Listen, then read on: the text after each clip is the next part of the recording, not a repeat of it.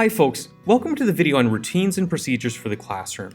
There's a lot of things that you're going to be doing on a daily basis when you come into the classroom, and our hope is that eventually you adopt these behaviors as something that you naturally do without having to be told by the teacher. Here's the table of contents for the next 4 videos. In this video, we're going to talk about entering the classroom, learning in the classroom, and exiting the classroom. In the next video, we'll talk about workflow, which includes things like starters, notebooks, and study skills. In the third video, we'll talk about academic honesty and behavior interventions in case there are disruptions. And in the fourth video, we're going to talk about ethical and effective use of technology in the classroom.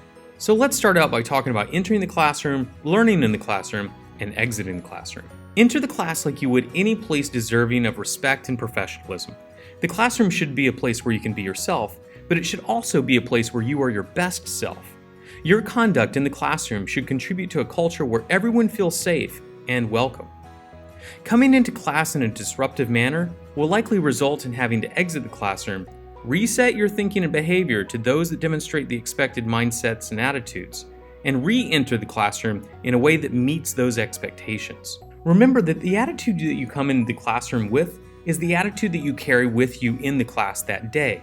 That's why if you come in a disruptive manner, we need you to step out and reset that expectation. Once you've entered the class and approached your desk, you'll do the starting procedure. That means that when you first come in, take out your laptop, subject notebook, and independent reader. Put your laptop inside your desk and begin the starter. We'll return to the topic of the starter later on. Let's talk about why some of these things are necessary. You'll need to take out your laptop, subject notebook, and independent reader so that you don't have to dig through your bag later for them. We want everything that you're going to use for class readily available and already handy around you. We also don't want to get in the habit of relying too much on laptops. Technology can be a tool, but it can also be a trap, and we have to be careful. We don't want to fall into the habit of just automatically opening up our laptops every single time we walk into a place.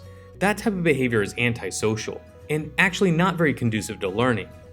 You'll need your subject notebook and independent reader out because those are the 2 things that you'll use the most for your starter. Let's talk about typical work formations. So in the classroom, there's 3 typical work formations. And what I mean by work formations is how you sit in the class. There's whole class learning. This is the typical class formation, with the students facing the projector and the teacher. Next is the individual work formation. In this formation, move your chair to the other side of your desk so that the teacher can monitor your progress. And lastly is the group work formation. Whenever you're working in a group, groups always work in circles, facing one another on the floor. So these are the 3 standard work formations, so get ready to practice these very soon. Bathroom breaks. You can ask to use the bathroom silently by hand signaling to the teacher. Also, you must sign out and back into the classroom using the bathroom break log sheet next to the door. You shouldn't have to take a bathroom break within the first 15 or 20 minutes of entering the classroom after a break. The breaks between class offer you enough time for you to be able to use the bathroom and come to class prepared. Take advantage of that time. If you come into class and ask to use the bathroom in the first couple minutes, the chances are the teacher's going to say no. Dismissal. You are dismissed only when the teacher says dismissed. Do not begin putting away your materials and packing your bags until after the teacher has dismissed you. If you start packing your bags before the bell rings, the teacher may add additional time to the class after the bell rings to make up for the amount of time that you took away from the class by not paying attention. So those are the expectations for entering the classroom, learning in the classroom, and exiting the classroom.